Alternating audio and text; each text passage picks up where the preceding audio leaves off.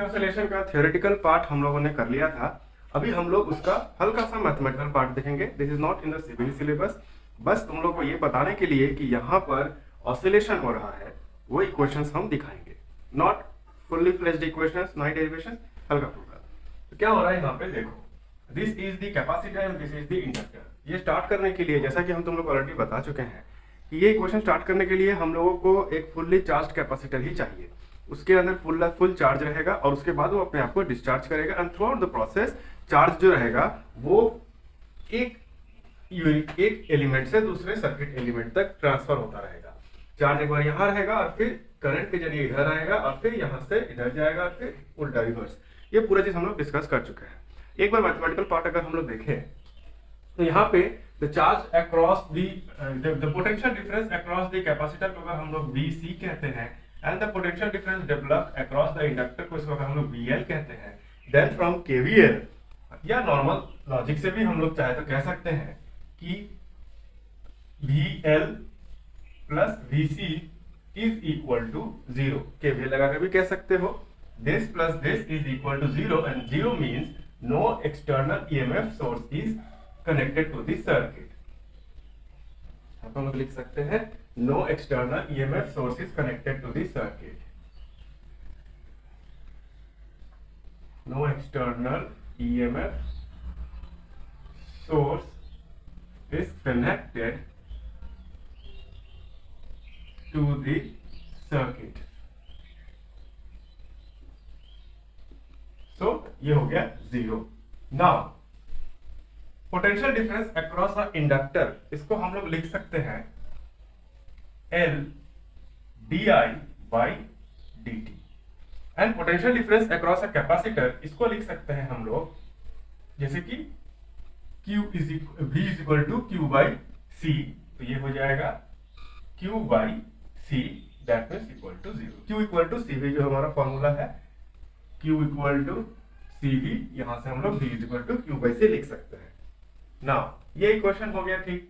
अब हम लोग क्या करेंगे, I जो दिख रहा है यहाँ पे हम लोग को मालूम है, that means we know that in AC I का मतलब होता है इंस्टेंटेनियस करंट और इंस्टेंटेनियस करंट का फॉर्मूला होता है I is equal to dq by dt। That means we know that instantaneous current I is equal to dq by dt। दस इसी का आइडिया यहाँ पे लगाते हुए हम लोग इसको लिख सकते हैं L ddt of dq by dt plus q by c। Double differentiation हो जा रहा है यहाँ पे।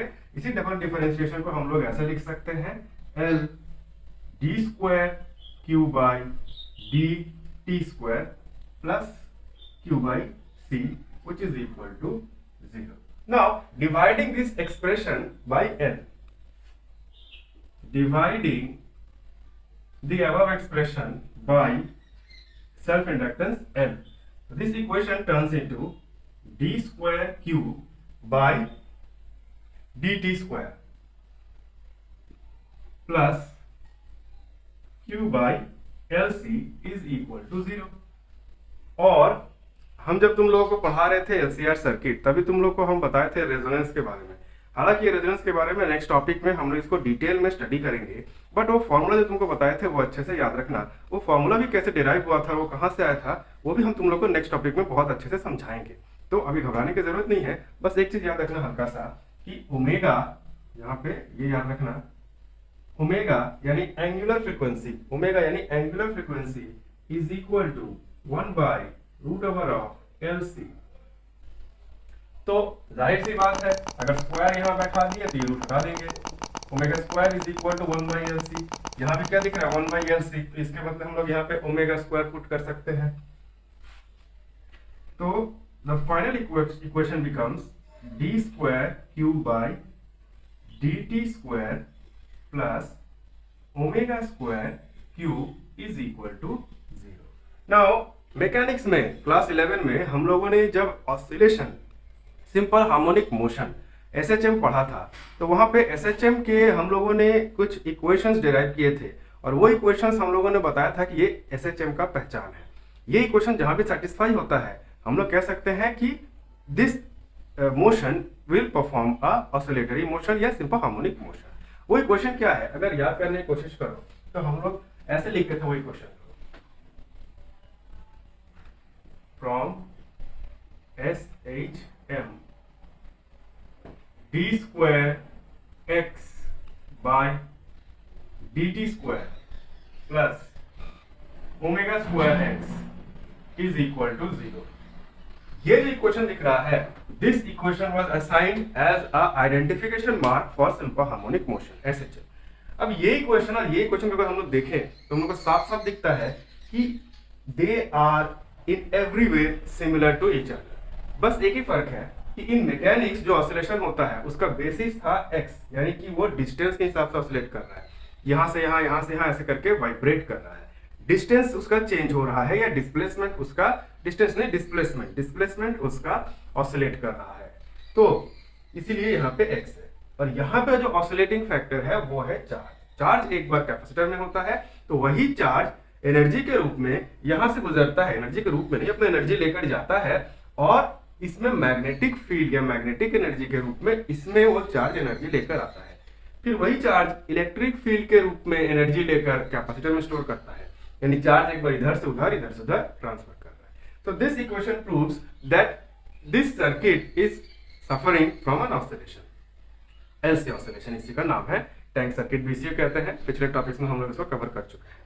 नाउ अब इसके बाद हम लोग चाहे तो कुछ एक्स्ट्रा भी डेरिवेशंस यहाँ पे कर सकते हैं, which are absolutely not necessary but still for our information हम लोग चाहे तो यहाँ पे लिख सकते हैं। जैसे कि मान लो अगर हम लिखते हैं कि फ्रॉम जनरल इक्वेशन, जैसे कि हम लोगों ने जनरल इक्वेशन किया था LC circuit, RC circuit and LR circuit को सॉल्व करने के लिए, वहां से लॉजिक लगा सकते हैं। Again this is not included in this CBSE syllabus, but हल्का फुल्का आइडिया के लिए इक्वेशन को हम थोड़ा इजी तरीके से सॉल्व करके बता रहे हैं तुम लोगों को। तो फ्रॉम द जनरल इक्वेशन, ये वाले इक्वेशन को अगर हम सॉल्व करने की कोशिश करें तो हम लोग जनरल सॉल्यूशंस के हिसाब से लिख सकते हैं कि Q is equal to A cos omega t plus B sin omega t। And अगर यहीं से हम करंट निकालने की कोशिश करें तो यहाँ पे हम लिख सकते हैं current I is equal to dq by dt which is equal to cos omega t का डिफरेंशिएशन हो जाएगा माइनस साइन ओमेगा t, और यहाँ से ओमेगा निकल के आ जाएगा, ये हो जाएगा minus a omega sine omega t plus ये हो जाएगा b omega cos omega t। तो ये हो गया हमारा करंट का एक्सप्रेशन, ये हो गया चार्ज का expression. Now at time t equal to 0, at time t equal to 0 जब स्टार्ट किया गया था सब कुछ, तो एट दैट पोजीशन कैपेसिटर पे जो चार्ज था that charge was maximum, Q was maximum. तो हम लिख सकते हैं कि at time t equal to 0 Q is equal to Q naught, maximum तो रहता ही है, प्लस इसके साथ हम लोग एक और कंडीशन देख सकते हैं, at time t equal to 0 अगर हम पुट करें तो ये क्या होता है cos 0 और ये क्या होता है sin 0। दैट मींस हम लोग यहाँ क्या लिख सकते हैं, ये अगर sin 0 हो गया तो ये पूरा टर्म 0 हो गया, cos 0 हो गया तो 1, that means Q is equal to A। That means यहाँ पर हम लिख सकते हैं Q is equal to A। तो इन दोनों को मैच करके हम लिख सकते हैं कि therefore Q naught is equal to A। अब करंट की अगर बात करें हम लोग, ये हो गया चार्ज की बात, करंट की अगर हम लोग बात करें t इक्वल टू 0 तो साइन का टर्म ये जो दिख रहा है t इक्वल टू 0 पुट करते तो साइन 0 हो जाएगा, ये पूरा टर्म 0 हो जाएगा, ये क्या हो जाएगा, ये 1 हो जाएगा बिकॉज cos 0 हो जाएगा 1। तो at time t equal to 0 current I is equal to b omega.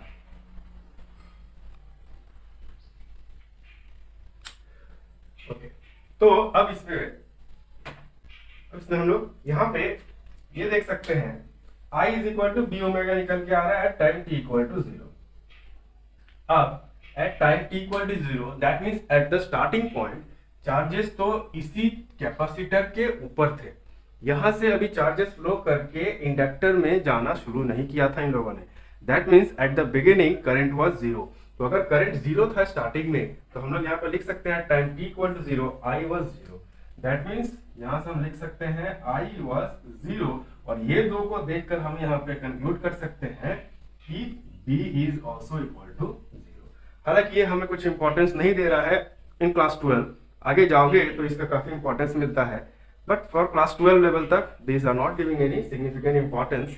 अब आगे अगर जाए हम लोग तो यहाँ पे लिख सकते हैं ये वाला इक्वेशन को अगर हम लोग ध्यान देकर देखें तो b का वैल्यू हमको क्या मिल गया, ये इक्वेशन में b का वैल्यू हमको 0 मिल गया। यानी ये वाले को अगर देखें और ये इक्वेशन को अगर हम देखें तो b का वैल्यू हमको मिल गया 0, यानी ये टर्म तो 0 हो गया। a का वैल्यू हमको मिल गया q नॉट, तो ये मिल गया q naught. Then equation 1 can be written as, equation 1 can be written as q is equal to a का वैल्यू क्या आ गया q नॉट, तो यहाँ पे लिख देंगे q not cos omega t and b का वैल्यू तो 0 आ गया, देयरफॉर ये टर्म तो पूरा 0 हो गया। तो हम लोग को क्या मिल गया, चार्ज का एक्सप्रेशन मिल गया। और ये साफ साफ हम लोग को देखने में लग रहा है कि चार्ज डिपेंड कर रहा है एक हार्मोनिकल टर्म पे, that means charge is oscillating. एक बार मैक्सिमम होता है, एक बार मिनिमम होता है, फिर मैक्सिमम होता है, फिर मिनिमम होता है। तो ये साफ साफ बता दे रहा है कि charge is the one which is being oscillated, यानी यहाँ पे ऑसिलेशन परफॉर्म कर रहा है चार्ज। अब यहीं से हम लोग चाहे तो निकाल सकते हैं करंट भी, इसी को अगर डिफरेंशिएट कर दे, यानी इसी को अगर हम लोग डिफरेंशिएट करते हैं तो ये क्या हो जाएगा, अपॉन डिफरेंशिएटिंग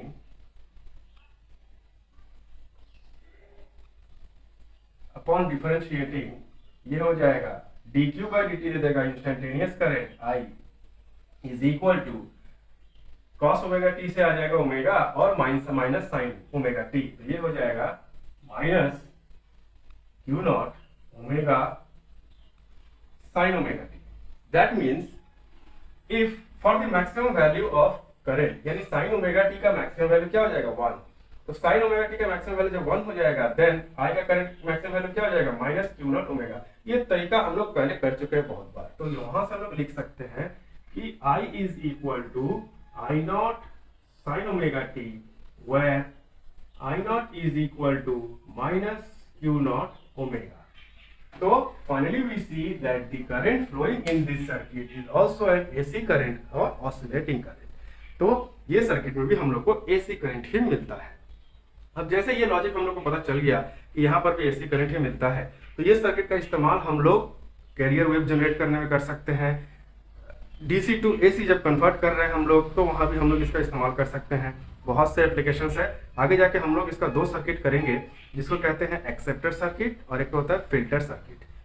ट्यूनिंग सर्किट भी होता है, बहुत से नाम अलग अलग नाम होते हैं, बट हम लोग कहना क्या है कि LCR रेजोनेंस सर्किट टॉपिक के भीतर आएगा। रेजोनेंस सर्किट में सीरीज रेजोनेंस होगा जहाँ पे LCR जो अभी हम लोग करते आ रहे हैं, LCR अभी जो हम लोगों ने किया था उसी का रेजोनेंस के नजरिए से उस सर्किट को हम लोग देखेंगे और उसमें कहेंगे एक्सेप्टर सर्किट।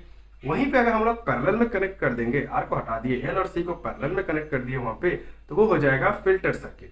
उसको भी हम लोग रेजोनेंस के नजरिए से देखेंगे। तो वो दोनों ही हम लोग देखेंगे, बाद में देखेंगे, ये टॉपिक के बाद देखेंगे। फिलहाल ये टॉपिक कंप्लीट कर लिए हम लोग, और यही रहा हमारा mathematical proof of LC oscillation. देख लो।